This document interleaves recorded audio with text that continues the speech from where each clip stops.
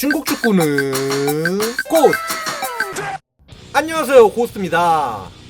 중국 국대 리샤오펑 감독과 중국 국대 주장 우씨가 인터뷰를 통해 베트남전 패배에 대해 사과를 했음에도 불구하고 중국 내 여론이 굉장히 안 좋은데요. 중국 같은 경우에는 비록 일본전에서 탈탈 털리긴 했으나 설마 베트남에게 질 거라고는 전혀 생각지도 못한 듯합니다. 63년 동안 단 한 번도 베트남에게 졌던 적이 없었기 때문에 뭐 그렇게 생각할 만도 했겠네요. 이로써 2002년 한일 월드컵 이후 20년 만에 중국의 월드컵 본선 진출이 완전히 나가리 됐습니다. 아무튼 베트남 공격진에게 개털림에 졌기 때문에 그 후폭풍이 장난 아니게 몰아치고 있는 중국입니다.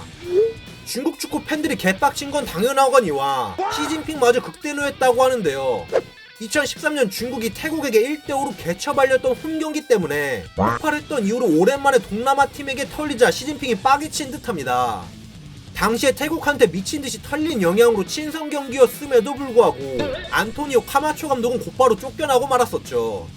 축구 굴기 어쩌고 하더니 전혀 달라진 게 없네요.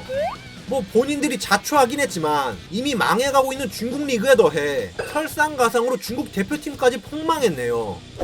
현재 중국 내에서는 중국 축협 물갈이와 함께 중국 대표팀 해체라는 극단적인 의견이 나올 정도로 중국 축구 팬들이 굉장히 실망했다고 하는데요.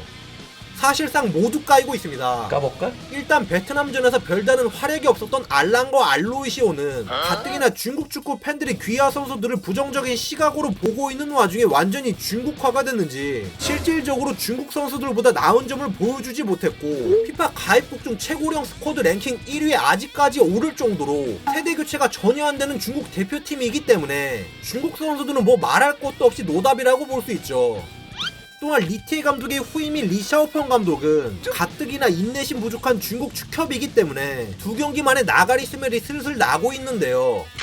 리티에 감독이 경질각일 때도 거론된 적 있는 허베이의 김종부 감독이 또다시 중국 대표팀 감독 후보에 떠오르고 있습니다. 솔직히 이제는 누가 감독을 맡더라도 의미가 있을까 싶네요.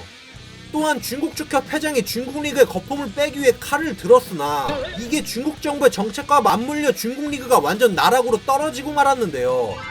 중국 축협 회장인 천슈안도 리샤오펑과 마찬가지로 중국 축구 팬들로부터 사퇴 압박을 오지게 받고 있습니다. 귀화 선수 실패, 외국인 감독 실패, 세대 교체 실패, 이러고 저러고 해도 변화의 여지가 거의 없는 중국 축구이기 때문에 과연 어떻게 될지 굉장히 궁금하네요. 자, 지금까지 베트남전 굴욕적인 패배 이후 후폭풍이 오지게 몰아치고 있는 중국 축구에 대해 한번 말해봤습니다. 재밌게 보셨다면 좋아요 한 번씩 부탁드립니다. 감사합니다.